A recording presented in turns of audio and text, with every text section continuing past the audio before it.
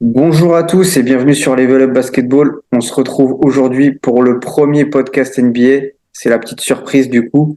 On va pouvoir se consacrer à la plus grande compétition de basket. Freezy, comment ça va? Bah écoute, ça va très bien et toi?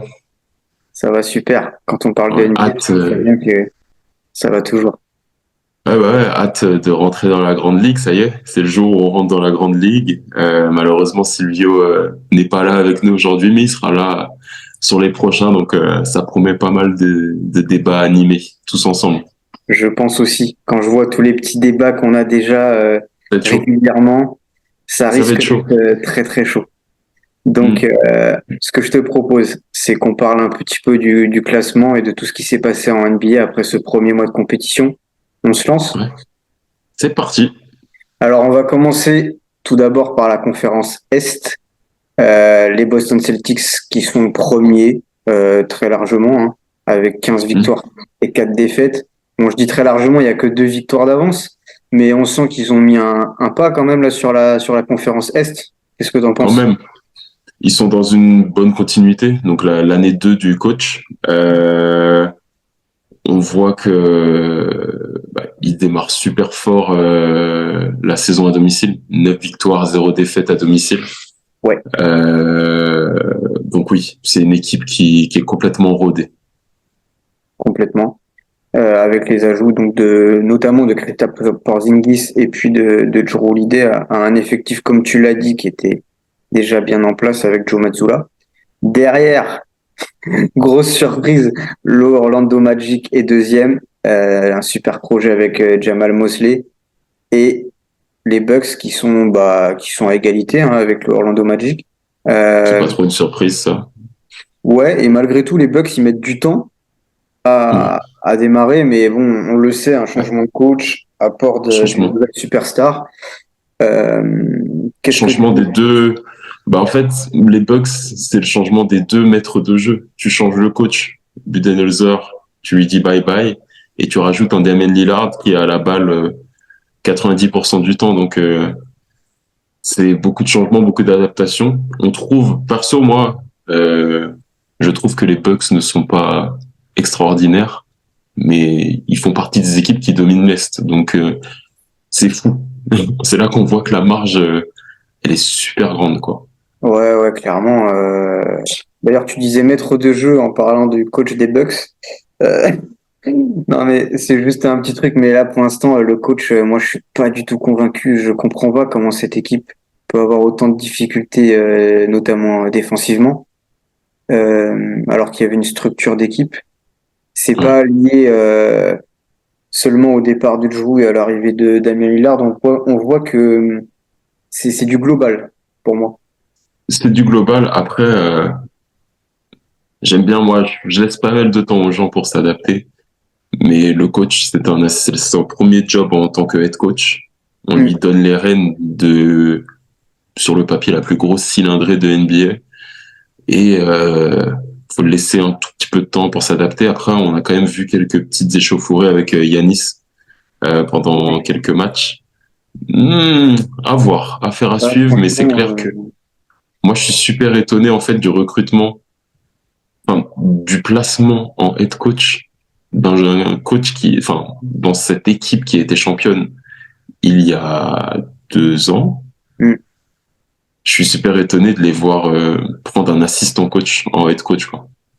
Ouais, moi aussi, quand je vois que, par exemple, les Sixers arrivent à avoir Nick Nurse, je suis un peu choqué, surtout qu'on voit que Yanis, il fait un petit peu sa loi auprès du coach, Hmm. donc affaire à suivre. Donc je parlais des Sixers compris Nick Nurse qui sont juste derrière. Il y a eu un très très bon début. Là, ça se stabilise. On a Hmm. 12 victoires, 7 défaites. Tyrese Maxey est clairement la deuxième option maintenant des Sixers. Et puis Tobias Harris répond plutôt bien en troisième option, plus des joueurs du complément qui sont intégrés à cet effectif. Et donc cette équipe est à égalité avec les New York Knicks qui démarrent pas trop mal leur saison aussi. Qui démarre très bien. Les Knicks, super intéressant comme équipe. On pourra peut-être y revenir un peu plus tard. Ouais, Mais c'est clair que ouais, bah déjà les Sixers on va les suivre de plus en plus parce que maintenant il y a un deuxième Français après Joel Embiid, il y a Nicolas Batum. Ouais, tu sais que j'ai réfléchi à un moment. Ligue de français, j'arrive pas à m'y faire, mais bon, c'est, Ouais, c'est compliqué. on va Même se lui, il sait faire. pas, hein, t'inquiète. Même lui, il sait pas s'il est français, s'il est américain ou s'il est camerounais, donc Écoute, il a un t'inquiète pas. passeport, hein. Donc, ouais, et puis après, ouais, les Knicks, bon, j'ai l'impression que ça plafonne, hein. Ils sont au max de ce qu'ils peuvent faire comme l'année dernière. Mais bon, ils jouent leur jeu. Thibodeau, il joue comme en 2010, avec des rotations à 7 ou 8, tout le monde joue 40 minutes. Hmm. C'est Mais de toute parti. façon, les Knicks, je pense pas qu'ils peuvent vraiment être ambitieux pour aller jusqu'au titre, mais c'est une équipe poil à gratter, vraiment.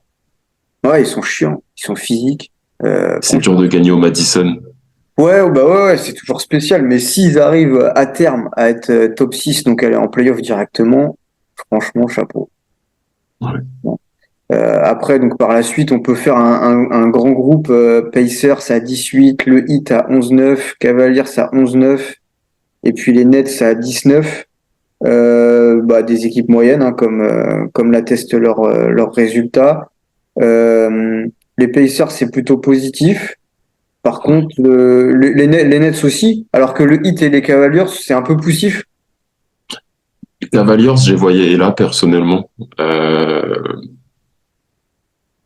c'est une équipe super forte, avec Donovan Mitchell en leader, Darius Garland, Jarrett Allen. Enfin, ça fait trois gars qui ont été All-Star. Evan Mobley.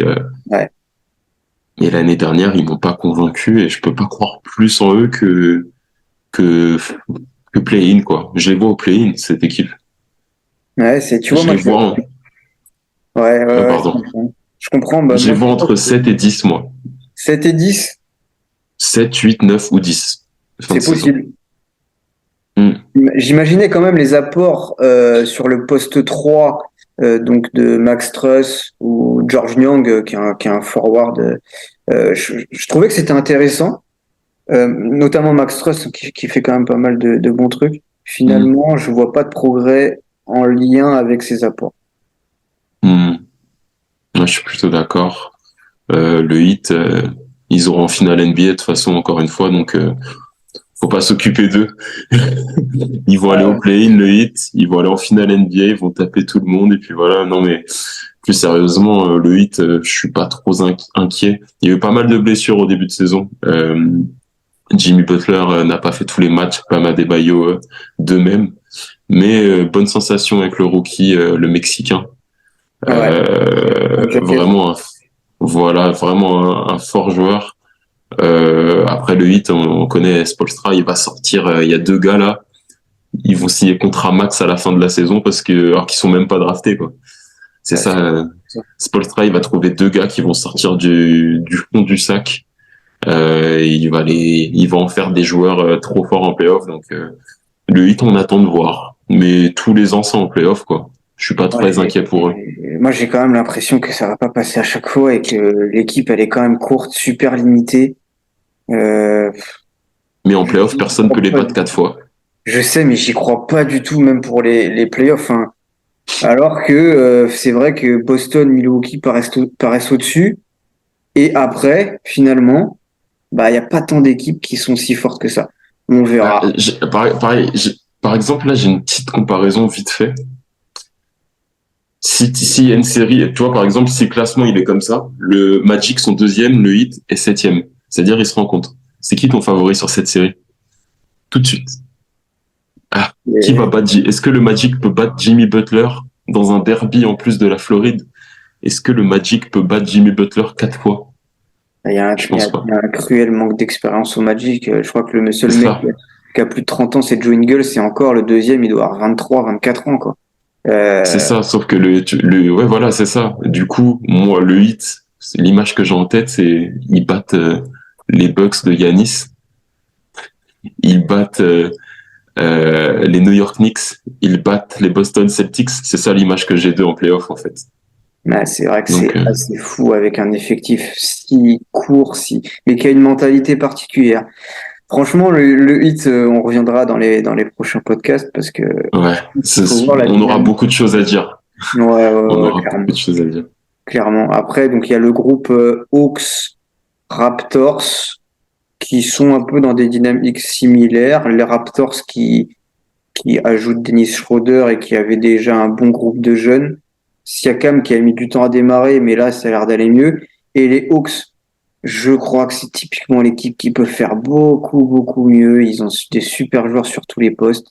Mais bon, ça prend du temps à fonctionner. Ça défend pas. Ça défend pas les Hawks. À part Dijon Temeray et quelques autres gars, ça défend pas. Et les Raptors, Là, ça t'as dépend. dit, ouais, ça, oui, mais l'ajout de Dennis Schroeder, après, maintenant, c'est clairement l'équipe de Scotty Barnes. Scotty Barnes, il s'impose vraiment en leader, selon moi. Mais on ne sait pas le projet du club, quoi. Enfin, ça fait 1 an et demi qu'on attend qu'il fasse des trades. Il se passe rien. Siakam, qu'est-ce qu'il fout là encore? Genre, Ouais, j'espère vraiment pour lui et pour les Raptors. Donc, pour les deux parties, qu'il y aura un trade autour de Siakam pour avancer pour l'équipe, pour que ce soit complètement l'équipe de Scotty Barnes et que tu puisses construire autour de lui. Et Siakam, bah, pour lui, aller être un contender pour aller choper son deuxième titre. ouais, Aller voilà, un chez un nouveau contender. challenge. Ouais. Ouais, non, mais clairement. Bah, en parlant là d'équipes où avec des joueurs, on sait pas ce qu'ils foutent encore là. Il y a les Bulls qui sont derrière. Ouais, et puis Ah bah avec eux, le projet des Bulls, j'en ai trop on en marre. reparlera un peu après d'eux, hein, c'est prévu.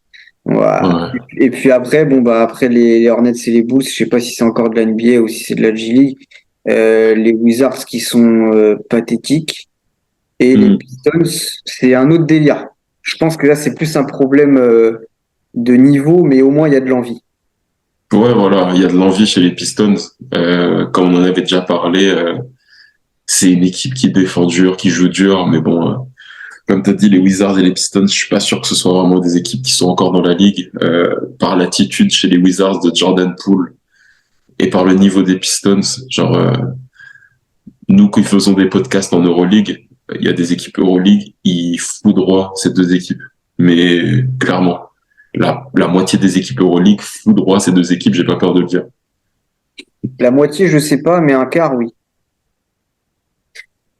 C'est presque la moitié. Ouais, ouais, non, mais c'est clair. C'est clair. Bon, maintenant qu'on a parlé du fond de la conférence Est, passons à la conférence Ouest.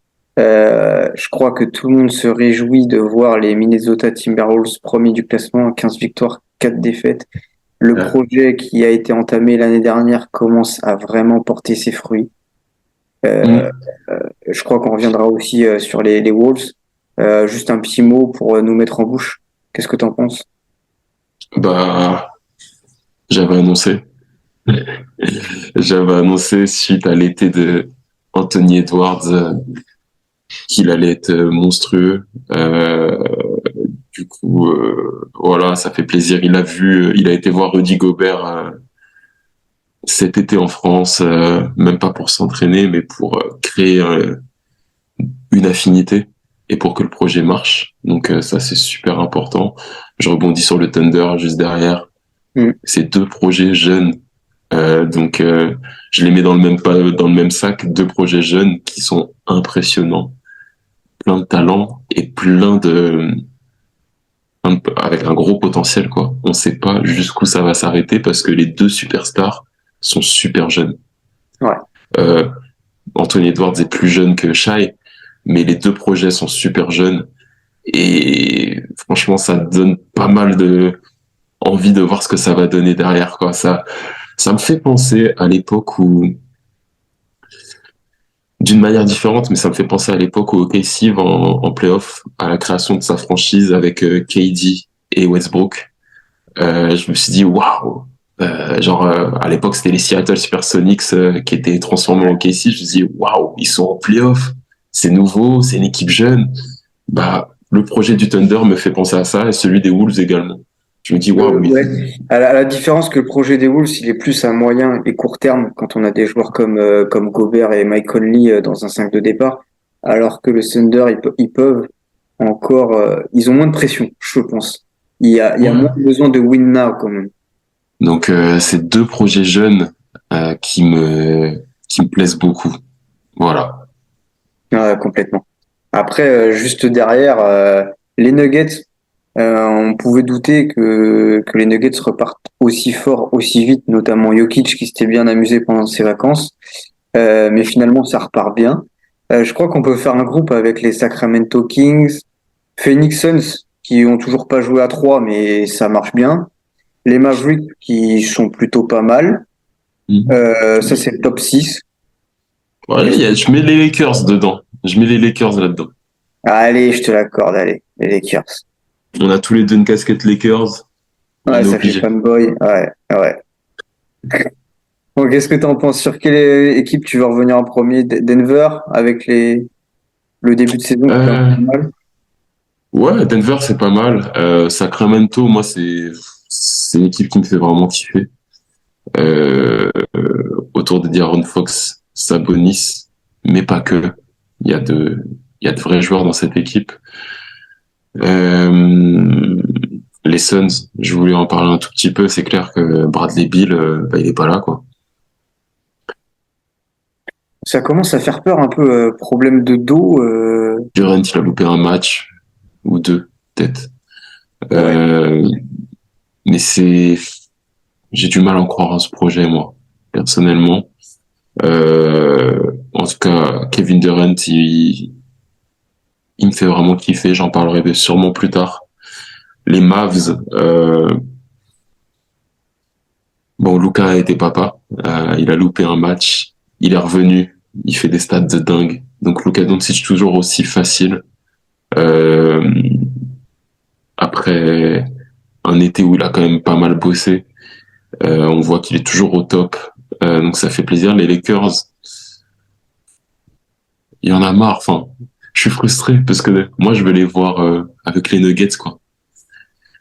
Ça va aller en finale de conf, ça se trouve encore une fois, à l'expérience. Mais le problème, c'est que bah, c'est comme pour le hit, comme on en parlait avant. Faut pas attendre que les playoffs commencent pour commencer à jouer, quoi.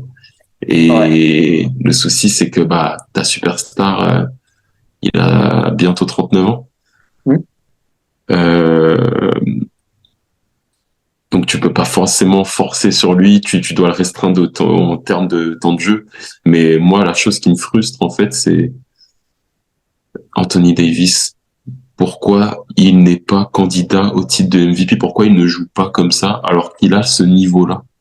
Quand il est sur le terrain, normalement, c'est le meilleur joueur sur le terrain. Sauf face à Giannis Antetokounmpo, Nikola Jokic, enfin ou Joel Embiid face aux trois derniers MVP. Mais Anthony Davis, des fois, il n'est pas au niveau.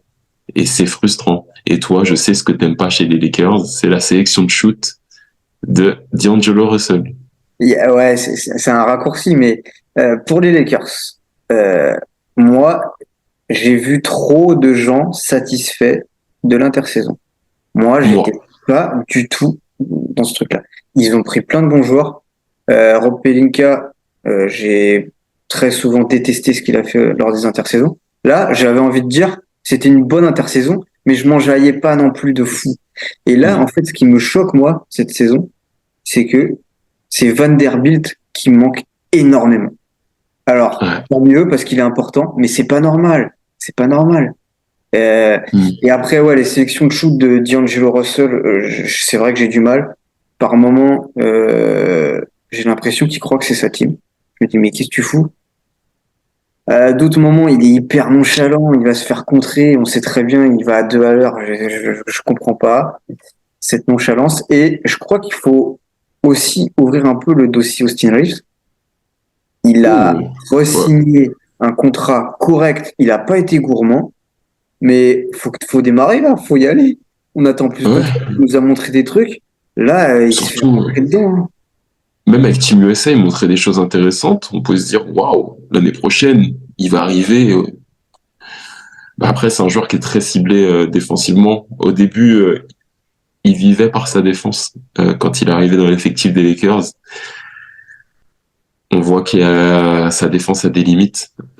C'est assez compliqué pour lui de tenir sur cette cadence. Et on voit plus que c'est un joueur qui joue plus d'un côté du terrain que de l'autre. Euh, donc ouais, dès qu'il rentre sur le terrain, il est ciblé. Il est ciblé et ouais, je suis un peu déçu. Un peu déçu de son apport. Ouais, son premier mois est compliqué. Après, il y a du temps. Il faut espérer que Davis reste en bonne santé et que les joueurs reviennent, Gabe Vincent et Jared Vanderbilt notamment. Donc on pourra en reparler prochainement. Après, Pelicans Clippers, je suis dans l'attente pour différentes raisons. Les Pelicans, toujours ces soucis de blessure. Mais franchement, quand ils sont tous là, je trouve que c'est une équipe super intéressante. Et les Clippers, bon, est-ce qu'on aborde le sujet? Parce que je crois qu'on va en parler 30 minutes. Mais pareil, moi, je veux encore attendre. J'ai vu un très bon match hier. C'était vraiment un super truc. Harden impliqué à la passe, Westbrook quand il rentre toujours présent, Paul George qui est clutch, Kawhi qui a eu ses bonnes phases à mi-distance. Mais le truc, c'est faut construire une équipe. Ouais. Les Pelicans, à l'image des Knicks, et puis équipe poil à gratter, pas facile à battre quand ils sont au complet, comme pour les Knicks d'ailleurs. Euh, les Clippers, on en reparlera un peu après. Hmm. Je préfère pas trop chauffer la marmite, il y a le temps. Enfin, si je préchauffe. Ça marche, y a pas de souci. J'aurais même mis là. Les, les, Ouais, vas-y, je te Rockets, laisse les parler. Rockets, c'est les Warriors. Bon, les Rockets, ça se construit, je leur laisse du temps. Il y a C'est quand même. positif. Je trouve ça positif. Ouais, tu trouves ça positif? Je vois 0,8 à l'extérieur, là, je regarde. Ouais, c'est ça le souci. Moi, je commence quand même à penser qu'ils ont. J'adore Fred VanVleet, mais ils ont mis un trop gros tarot sur lui, c'est pas possible. Ouais, ouais, clairement, je suis totalement d'accord. C'est des malades. Et bah, les Warriors, juste derrière, déception. Draymond Green, ça serait bien qu'il joue au basket. Et Steph Curry, ça serait bien qu'il ait au moins le deuxième joueur de l'équipe qui ait 20% de son talent. Ça serait bien. Ouais. Moi, c'est plus Draymond Green qui me dérange là-dedans. Enfin, c'est même pas, il serait temps qu'il joue au basket, c'est surtout, il serait temps qu'il grandisse. Il fait des choses, il fait des erreurs de jeune. Enfin, il a un comportement de jeune. Au final, dans l'histoire qu'il y avait eu avec Jordan Poole, le début de saison de Jordan Poole et ses attitudes lui donnaient raison. Mais là, il donne raison à Jordan Poole aussi, quoi. Des fois, il a des attitudes bizarres, débiles. Son geste face à Rudy Gobert, je sais pas, il a un problème mental, c'est pas possible. Ouais, Donc, ouais, faudrait se mettre à jouer au basket comme des champions, parce qu'au final, moi, je les vois comme des champions, cette équipe. Quand je regarde les Warriors, je me dis, waouh, ils vont gagner. Peu importe qui est en face, quoi. Donc, faudrait qu'ils se mettent à jouer comme des champions et que tout le monde suive Steph Curry. Il ouais, en a un peu marre, un peu, ouais, je crois. du comportement de Draymond Green. Il a fait une annonce récemment en disant que il aimerait bien que tout le monde soit focus sur le terrain, quoi, et marcher dans le même sens que tout le monde, quoi. Donc, Ouais. Ouais, ouais, ça serait bien. Mais attention, parce que là, franchement, au classement, ça peut chuter. Et là, ils sont déjà 11e, donc attention. Après, on a le Jazz 7 et 13 qui refait pas la même chose que l'année dernière, mais on pouvait s'y attendre. Les on pouvait Blazers s'y qui ont très attendre. mal commencé, mais qui sont à 6-13. Ensuite, les Grizzlies 5-14. Il y a des gros soucis effectifs, Ouais. raccourcis. Ça va pas rester là. Voilà. Et puis bah les Spurs, franchement, j'ai été critique pour la conférence Est, autant que je le sois pour les Spurs, qui c'est pareil, c'est pas de la NBA. Jeremy Sohan en meneur de jeu, voilà. Bah, c'est l'anarchie, hein. Les Spurs, c'est l'anarchie. On y reviendra sûrement plus tard en parlant d'un joueur qui est grand et qui est français. Ouais, Mais c'est vraiment l'anarchie chez les Spurs. Tout le monde prend des shoots. Les Grizzlies, je suis pas forcément inquiet. Le chef va revenir, Ja Morant va revenir, même s'il n'y a pas Steven Adams pour la saison. Ja Morant, ça va tout changer forcément. Je vois pas d'autre issue. Je vois pas les Grizzlies finir ne pas aller au play-in, par exemple. Je préfère l'annoncer. Euh, les Blazers, le gros flop de Scoot Anderson pour le moment. je lui laisse du Euh, temps. on va laisser du temps. De toute façon, oui, bien sûr, on va pas l'enterrer, mais il a pas commencé comme d'autres prétendants, Non. notamment comme le top 2 ou Chet, qui était drafté l'année dernière, mais qui n'a pas joué, donc qui est considéré comme un rookie. Ouais, donc voilà. Et puis le Jazz, comme tu as dit, sans surprise, malheureusement. C'est compliqué de faire 2 années à exploit. Ouais, tout à fait. Du coup, on va faire un petit focus chacun sur une équipe en 1 minute avec des petits commentaires. Je te propose de commencer, pardon. Je crois que tu as choisi les Minnesota Timberwolves. Exactement, les Minnesota Timberwolves, donc premier de la conférence Ouest, 15 victoires, 4 défaites, une seule petite défaite à domicile, et surtout un groupe qui est rentré dans le projet, l'année 2 du projet, du vrai projet après l'arrivée de Rudy Gobert à l'été 2022. Donc super intéressant. Comme je l'ai signalé tout à l'heure, Anthony Edwards qui est venu à Paris pendant l'été pour créer une relation amicale et constructive avec Rudy Gobert. Donc ça veut tout dire. Anthony Edwards qui se comporte comme un leader en dehors du terrain et surtout sur le terrain. C'est quelque chose qu'on pouvait voir arriver suite à son été avec Team USA. Donc super intéressant. Une équipe qui défend le plomb. Après, ils ont quand même beaucoup d'armes par rapport à ça. Beaucoup de joueurs référencés défensivement, notamment Rudy, Mike Conley, Anthony Edwards quand il veut. Et tout, surtout un banc qui défend aussi. Donc voilà, c'est vraiment la belle surprise, une des belles surprises à l'Ouest de ce début de saison. Donc après presque 20 matchs, on peut dire que c'est vraiment une belle surprise. On a fait un quart de la saison et on peut dire que les Wolves sont présents et sont prêts. Il faut compter sur eux cette année. D'accord. Ok. Euh, je comprends. Je suis assez d'accord avec toi. J'ai juste la crainte que cette équipe soit dans la dynamique des Sacramento Kings l'année dernière et que en playoff ça ait du Le mal. manque d'expérience. Bah, ils ont de l'expérience hein, quand même. Faut Mike Conley, Rudy Gobert, il y a du monde. Moi, je pense qu'ils sont à un poste 3 shooter, mais un vrai bon poste 3 shooter, d'être des vrais prétendants au titre. Pour moi, Ok, ouais. ça manque un peu de monde sur le poste 3, je trouve. J'ai dit que c'était mon équipe surprise de début d'année, mais c'est pas mes candidats. Par exemple, si je les mets en playoff face aux Nuggets, face aux, face aux Lakers, par exemple, au dernier finaliste de conférence, cette équipe ne passe pas pour moi. Je suis d'accord. Ah ouais, alors que moi, tu vois, je te dis ça, j'ai peur que ce soit comme les Kings, mais par contre, sur une super phase de playoff, je pense que ça peut être une équipe vraiment relou parce que ils ont quand même une profondeur intéressante, à part sur ce poste 3 pour moi. Et je pense ils sont capables de créer une surprise. Mais il faut un peu plus de continuité pour pouvoir être sûr de ça. Hmm. Exactement. Et toi, du coup, quelle Alors est ton moi, équipe? mon coup de cœur, c'est les Indiana Pacers. Je t'en avais parlé l'année dernière. J'attendais cette équipe assez forte alors que personne ne l'attendait. Bon, au final, elle a pas forcément réussi l'année dernière. Mais moi, quand j'ai vu un coach comme Rick Carlisle arriver, je savais que à moyen long terme, ça allait être une super équipe de basket. Ils ont fait un super trade win-win pour récupérer Tyrese Haliburton. Donc cette équipe cette année, c'est la meilleure attaque de NBA. C'est de la folie. C'est 129 points par match. C'est tout pour l'attaque. Ça propose du jeu. C'est également, il me semble, ouais, c'est ça, c'est la meilleure équipe en passe décisive avec 30 passes décisives par match. Forcément, ça aide quand tu as un passeur comme Haliburton. C'est les meilleurs en pourcentage au shoot globaux, au field goals à plus de 51%.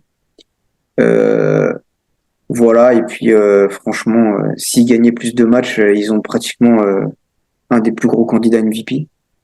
Tyrese Ouais. Haliburton, 27 points, 12 passes décisives, avec des pourcentages carrément, Stratosphérique. carrément fous. Ça shoot comme Steph Curry à 3 points en pourcentage et à 2 T'as points. pas le même geste. Pas le Non, même non, geste, ah mais non, non. la même Ah, ça, réussite. C'est ça certainement. qui est fou. C'est clair. Et à 2 points, il a des pourcentages pratiquement de poste 5 qui sort pas de la raquette. Mais moi, Ouais. on en parlait. Je vois pas de meneur de jeu dans l'histoire, ou même avec des stats comme ça, autant de points, autant de passes, avec des pourcentages comme ça, c'est de la folie. Ah, Et c'est de la folie. il est plutôt bien accompagné. Miles Turner, Buddy Hield, Obi Toppin, j'adore ce Obitopin, top. arrivé. Mathurin, il confirme en saison sophomore. Bruce Brown, c'est pas une surprise, il manque tellement à Denver. Nate Smith, Jalen Smith, ça c'est que tout ça là, ce que j'ai dit, c'est que des gars à plus de 10 points par match. Et puis tu C'est lui fou. rajoutes du McConnell ou du Nambart sur les quarts. Waouh! Je Ouais, trouve, regardez cette équipe là du fin fond de l'Indiana, on les clash de tout le la temps. campagne. Mais Mais justement, moi, il y a un truc qui me frappe quand je regarde leur match, c'est que tous les joueurs ont le sourire. Ils prennent vraiment du plaisir à jouer ensemble. C'est un groupe super jeune au final, avec une superstar plutôt jeune. Et ils prennent vraiment tous du plaisir. Ils vont tous dans le même sens, quoi. Et je pense qu'ils sont tous conscients qu'ils sont l'une des sensations de ce début de saison en NBA.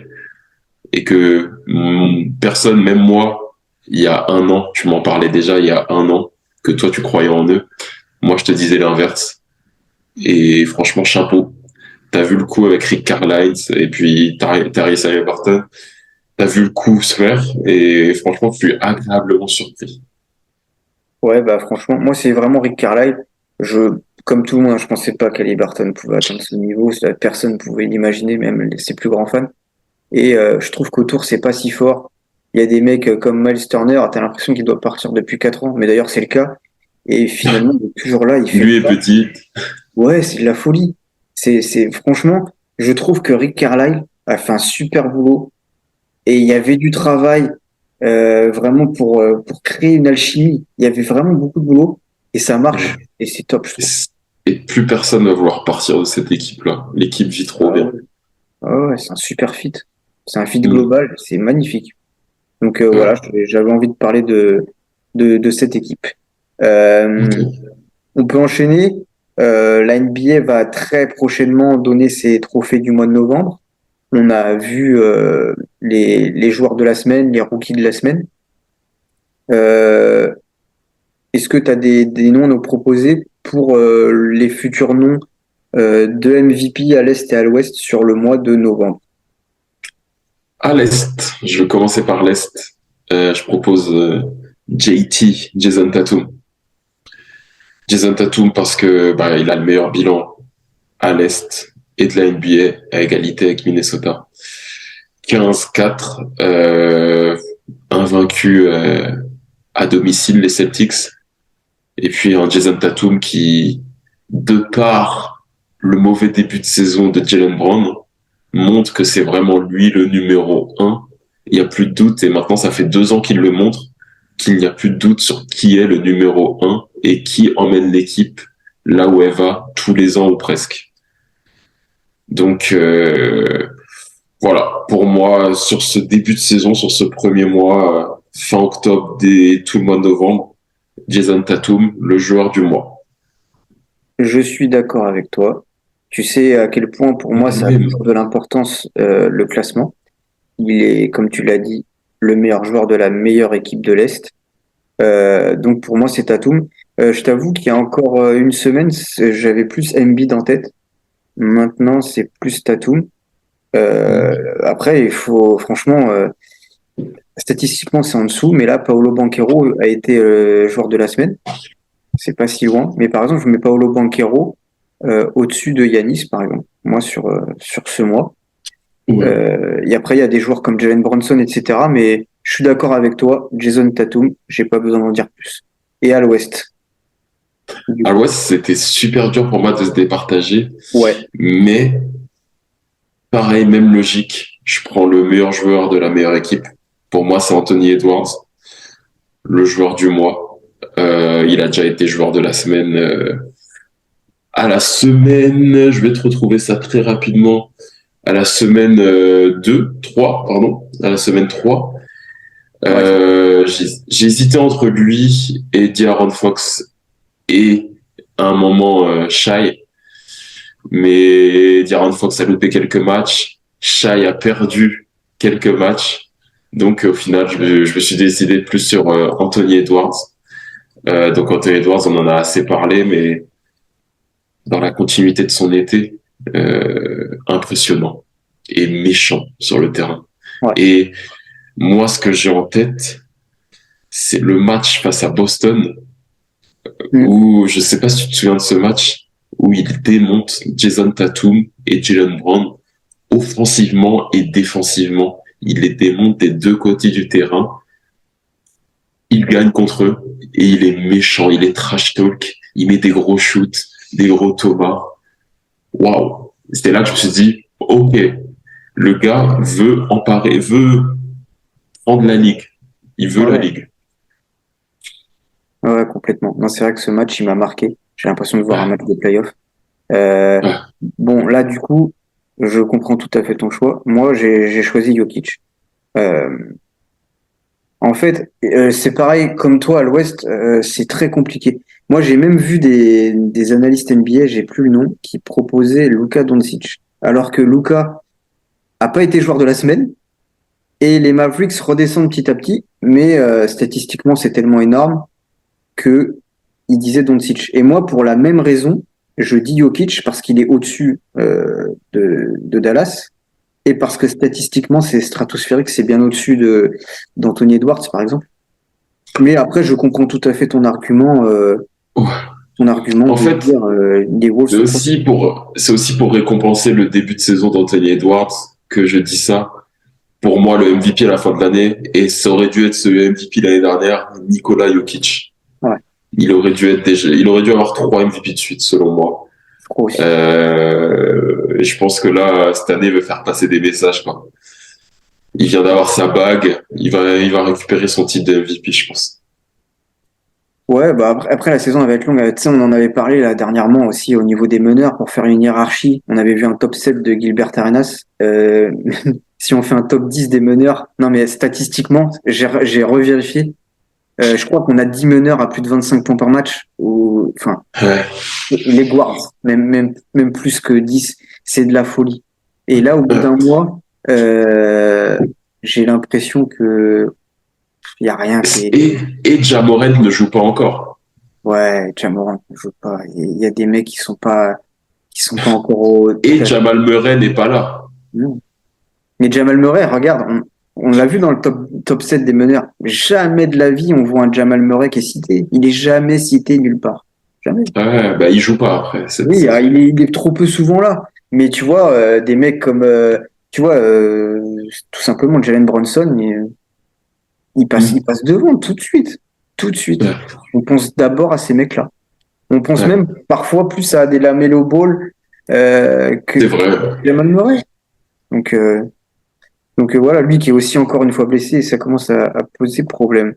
Euh, on peut rapidement évoquer les rookies du mois selon toi. Vas-y, je te laisse commenter. Pour moi, il y a pas de débat. C'est Chet Holmgren. Euh, Au niveau Il y a du un classement, débat quand même. Il y a un débat quand pour même. moi, il y a pas de débat. En fait, si on regarde le classement, euh, bon bah, il n'y a pas photo. Et Ouais, l'autre truc qui est très intéressant, c'est que j'ai pas les stats là en détail, mais j'ai regardé avant. Chet Holmgren et Victor Wembanyama, c'est à peu près la ligne statistique au niveau des points. Par contre, ouais, si tu commences à regarder les pourcentages, ça risque de faire très, très, très mal. Il y en a un qui shoot presque comme KD et l'autre qui shoot comme Jordan Poole. ouais. Mais il y en a un qui va devenir comme KD. Et non, je vais pas dire l'autre, il va devenir comme Ah Jordan non, Poole. mais je suis d'accord avec toi, Mais mais en bon, fait, moi je juge le mois oui, de oui, je suis novembre. d'accord. Je suis d'accord. En fait, j'ai le même joueur du mois à l'Ouest, rookie du mois à l'Ouest. Mais faut pas oublier les contextes. Déjà, en termes de rookie de l'année, le résultat, les victoires des équipes n'est pas pris en compte. Ça pas, c'est sûr. Il arrive dans un effectif qui était presque playoffable l'année dernière, Chet. Non, mais Un je suis projet qui d'accord était avec déjà bien toi. en marche. Mais s'il est pas là, l'équipe elle est pas performante comme ça non plus. Oui, mais est-ce que tu penses que, par exemple, si on inverse, si on met Chet aux Spurs, les Spurs sont meilleurs, et si on met Wemby au Thunder, le Thunder est moins fort? Non, mais bien sûr, mais après, c'est de la science-fiction. Sinon, Nikola Jokic, il est peut-être pas MVP, et puis c'est, je sais Oui, je suis pas, un mec d'accord. qui fait une Mais conférence là, plus c'est de fort. la science-fiction sans l'être, mais ce que je veux dire, c'est qu'il faut pas sortir de contexte les choses. Il y en a un, c'est l'anarchie, et l'autre, tout se passe très bien avec une équipe qui vit super bien et qui est deuxième à l'Ouest, quoi. Et je pense pas que ce soit à cause de Victor qu'ils en soient là, les Spurs. Non, Par contre, oui, c'est en partie grâce à Chet que le Thunder est quasiment en haut de la conférence Ouest. C'est pour ça que je l'ai choisi également. bah ouais. Et puis Victor, ok, franchement, il a pas un meneur de jeu sur le terrain avec lui. Il a un spacing pourri, il a pas la balle dans les bons timings. Mais attends, il peut prendre des meilleurs shoots, des meilleures décisions et shooter un peu mieux que ça quand même. Là, il y a des matchs où j'ai l'impression il évite les contacts, euh, il, Hmm. il joue facilement de loin. J'aimerais le voir un peu plus sous le cercle. Bah ouais. Après, il est pas suffisamment servi. C'est pour ça, je le dis, il y a de sa faute et il y a une autre partie qui est pas de sa faute. Et il y a une grosse partie qui est de la faute de Pop aussi, qui se cache derrière le truc.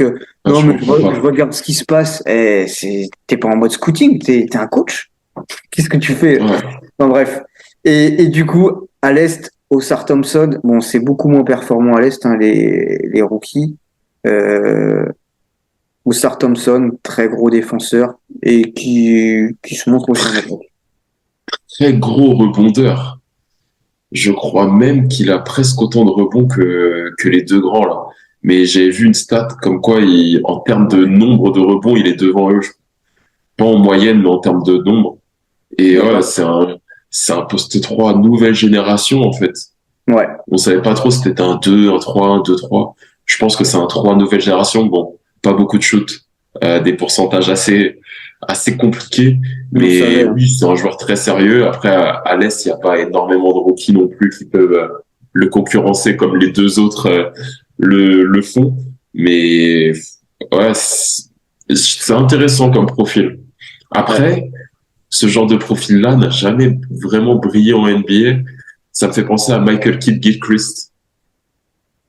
Ah ouais, je pense que ce sera quand même meilleur offensivement, quoi qu'il arrive. J'espère. Ah, c'est tout ce que je vous souhaite. Parce que au final, c'est la carrière de Michael Kidd-Gilchrist n'a pas duré par rapport à ça, notamment avec un shoot Ah, c'était comme affreux. ça. C'était affreux. Mais il me fait penser à ce joueur-là, mais Michael Kidd-Gilchrist sur ses deux, trois premières saisons était super intéressant et exactement dans ce que nous propose Osar Thompson. Ouais, moi, dans le style, il me fait beaucoup penser à Stanley Johnson. Mais, mais Ouais. il avait démarré très fort défensivement aussi, qui était très bon, bah, c'était à Détroit, d'ailleurs. Ouais, Et, aussi. et voilà, on espère pour lui que ça va aller mieux que pour, Il sera meilleur que ces deux joueurs-là à terme. ouais, C'est je clair. l'espère pour lui. Voilà, du coup, je te propose de faire un top et un flop joueur du mois. Euh, rapidement, qui tu nous proposes? En top, Kevin Durant, Ok. qui a les meilleurs pourcentages à 3 points de toute sa carrière actuellement, euh, qui a été longtemps tout seul, sans Bradley Beal et sans Booker sur une bonne partie de la saison. Booker est très bien revenu d'ailleurs. Petite mention spéciale à Booker, qui revient fort d'ailleurs. Mais Kevin Durant, stratosphérique. Un premier match où il se mettait un peu en rythme, puis on en a parlé. Ouais, ouais, Et mais puis, ouais, c'est vrai. puis la suite, enfin, il fait des meilleurs stats que sa saison MVP en fait.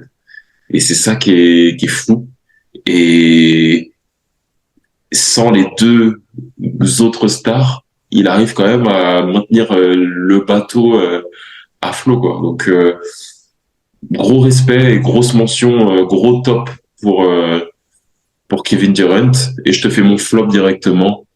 Draymond Green, j'en ai déjà parlé. Ouais, ouais, ouais. Ouais. Son comportement est dégueulasse. On n'aime pas Rudy Gobert. Personne n'a le droit de faire ça à un être humain. C'est, c'est n'importe quoi de faire des trucs comme ça, étrangler des gens, se prendre des techniques à gogo quand Steph Curry ne joue pas parce que oui, comme l'a dit Rudy Gobert, c'est clairement réel et Oh c'est une oui. analyse qui est pas facile à faire mais qui est vraie. Quand il y a pas Steph Curry, ce gars-là veut pas jouer. Quand Steph Curry est blessé, l'année quand Kevin Durant part à Brooklyn, Draymond Green ne joue pas non plus. Hmm. Il y a un truc, il y a une part de vérité là-dedans. Ouais, c'est Son sûr. comportement est super décevant et puis même il y a un match, je sais plus contre qui c'était, il y a pas longtemps, il s'est encore pris de technique, il se fait exclure. Ridicule, enfin. Oui, mais c'est à T'as son pas... tour, je crois. Mais en fait, on dirait qu'il a 15 ans de moins que ce qu'il a. Enfin, Ouais. Il faut qu'il ait je l'attention comprends sur pas. lui, peu importe la raison, j'ai l'impression. Et Il a encore une été fois, 4 fois défensivement. champion et il fait Ouais. encore des choses comme ça. Et C'est défensivement, il est beaucoup moins fort qu'avant, hein. Enfin, franchement, pas que défensivement. Ouais. ouais, ouais. Bon, bah, moi, mon joueur du mois, j'en ai déjà parlé, c'était Tyrese Haliburton. J'ai pas besoin de redonner ses stats. Pourtant, franchement, Ouais. les meneurs NBA, c'est pas du tout celui que je préfère voir. J'ai plein de meneurs que j'adore. Mais là, moi, j'ai trop de respect pour lui, pour ce qu'il fait, et je lui souhaite de continuer. Parce que s'il continue comme ça, c'est un titulaire All-Star Game. Et en flop, pour aller rapidement, bah, Jordan Poole. Donc on retrouve les deux cas sociaux là qui étaient à Golden State, qui se sont foutus dessus. En fait, beaucoup de gens ont eu des débats. Putain, qui a raison de Raymond Green, Jordan Poole? En fait, j'en ai plus rien à faire. C'est juste que deux poisons peuvent pas être compatibles. Voilà.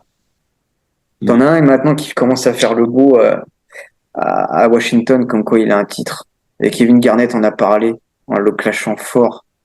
Mais qu'est-ce que c'est que ce titre? Bon, il a un titre, vas-y, faut pas lui enlever. Mais, Mais mais, pas- mais Kevin Garnett, comme moi, était optimiste à l'idée de ce trade et de voir Jordan Poole avoir son équipe en le comparant avec James Harden. Quand James Harden part de OKC pour aller à Houston. Et Kevin Garnett, comme moi, est super déçu du comportement et de l'attitude de Jordan Poole. On en a déjà beaucoup parlé, toi et moi, en privé. Jordan Poole, moi, j'étais super optimiste et je croyais vraiment au joueur. Et je me disais, tu le ramènes dans un petit effectif, super jeune, il se comportera en leader.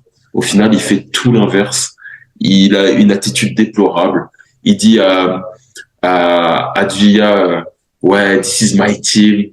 Euh, Pendant les temps morts, il écoute même pas les consignes du coach. Après, il essaie de voir au-dessus pour voir la plaquette du coach en secret parce qu'il veut juste faire la star. Il prend des shoots catastrophiques. Euh, il défend pas.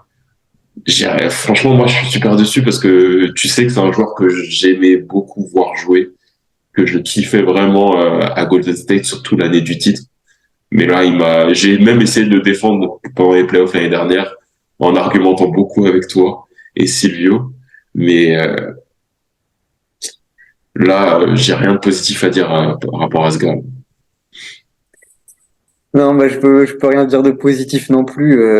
J'ai l'impression que c'est un joueur pour petite adolescente. C'est bien pour les mecs qui aiment qui aiment poster des mix de highlights. Mais si tu regardes l'intégralité des matchs, ça fait très très peur, hein.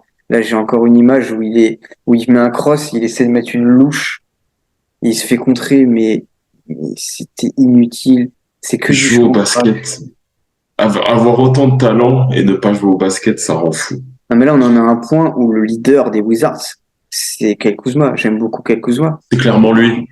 On se rend compte que Jordan Poole n'arrive pas à passer au-dessus dans la hiérarchie de Kyle Kuzma. On en est là. Et voilà, donc quand tu regardes le classement, tu vois où est Washington, il y a zéro surprise. Il y a zéro Euh, surprise. c'est Ça pas peut du pas. basket. Donc voilà. Après, donc juste, je le dis juste sans développer, ma top équipe, le Orlando Magic, ma flop équipe, Chicago Bulls. Quand est-ce qu'on vire le coach? Quand est-ce qu'on fait les trades? Il y a beaucoup trop de patience là-bas. Voilà. Et Ouais. toi, de ton côté? Ma top équipe, j'ai envie de mettre quand même OKC parce que j'ai beaucoup mentionné Anthony Edwards et les Minnesota Timberwolves. J'ai envie de mettre OKC parce que bah, projet jeune, super attractif et un Shai Gilgeous-Alexander vraiment incroyable. Ma flop équipe, pardon. Je vais mettre les Portland Trail Blazers parce que je voulais absolument parler en vite fait de Scoot Anderson qui fait un très triste début de saison. C'est un joueur que moi j'avais trop hâte de voir jouer. Ça se passe pas comme prévu. On va lui laisser du temps. On va être patient avec lui, mais j'espère vraiment que Portland et Scoot Anderson vont trouver l'énigme et pouvoir s'en sortir parce que là, ce serait vraiment dommage d'avoir une si grosse hype et de pas s'en sortir. Ouais, clairement. Clairement, je suis d'accord avec toi. De toute façon, on reviendra sur ces débats dans les prochains podcasts NBA. En tout cas, c'était un plaisir de pouvoir faire ce premier podcast NBA avec toi, Frizy. Number À one, bientôt. le premier et Yes, pas le le dernier. premier. Et le prochain, très bientôt. À bientôt, Frizy. À bientôt tout le monde, salut. Salut.